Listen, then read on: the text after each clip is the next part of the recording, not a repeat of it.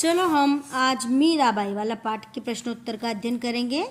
पहला प्रश्न देखो, मीरा कृष्ण की उपासना किस रूप में करती हैं और वह रूप कैसा है। उत्तर देखो, मीरा कृष्ण की उपासना पति के रूप में करती हैं। उनका रूप, यहाँ पे रूप नहीं है ना, उनका रूप क्या है, मोहने वाला है और वे पर्वत को धारण करने वाले हैं। उनके सिर पर मोर का मुकुट सुशोभित रहता है। मीरा उन्हें अपना सर्वस्व मानती हैं और स्वयं को उनकी दासी मानती है ना। रूप करना यहाँ पे ना और सर्वस्व मानती। अगला प्रश्न, दूसरा प्रश्न, असुवन जल सींची सींची प्रेम बोली बोई, अब तो बेली बेली फैली गई आनंद का फल होई। भाव स्पष्ट कीजिए। उत्तर देखो, प्रस्तुत पद में भक्ति की चरम सीमा है। विरह के आंसुओं से मीरा शने, कृष्ण के प्रेम की बेली बड़ी हो गई है, उसमें आनंद रूपी फल लगने का समय आ गया है। उसमें आनंद रूपी के बाद थोड़ी सी जगह छोड़ना है ना, फिर फल लिखना लगने का समय हो गया है। अगला प्रश्न देखो, अगला तीसरा वाला प्रश्न देखो, दूध की मथनिया बड़े प्रेम से बिलोई, दधीमती घृत काढ़ी लियो डारी दई छोड़ी। उत्तर देखो, इन काव्य पंक्तियों में कवित्री ने दूध की मथानी से भक्ति रूपी घी निकाल लिया है। घी यहाँ पे थोड़े रूपी के बाद जगह छोड़ के फिर करना है ना, तथा सांस्कृतिक सुकून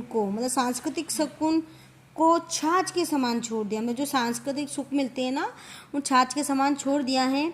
इस प्रकार उन्होंने भक्ति की महिमा को बताया है। अगला प्रश्न देखो, मीरा जगत को देखकर रोती क्यों है ना, मतलब मीरा संसार के लोगों को देखकर रोती क्यों है। उत्तर देखो, मीरा ने देखा, सर यहाँ देखा कि जो संसार के लोग मोह माया में लिप्त हैं ना, मोह माया में लिप्त रहते, ली आधा पर लिप्त लिखना यहाँ पे। उनका अनमोल जो जीवन है वो मानव जीवन व्यर्थ ही जा रहा है। सांसारिक जीवन सच्चा नहीं है। ईश्वर की भक्ति के बिना मानव जीवन क्या है, अधूरा है, व्यर्थ है। इसलिए मीरा जगत के लोगों को देखकर रोती हैं और दुख व्यक्त करती हैं। अगला प्रश्न, लोक लाज खोने का अभिप्राय क्या है। अगला है ना, सबसे लास्ट वाला प्रश्न।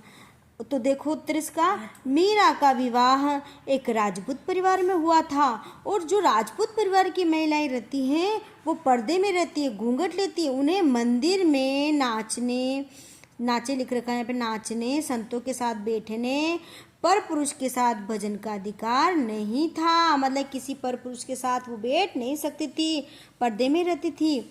ऐसे कार्य करने वाली महिलाओं को समाज में प्रताड़ना मिलती थी।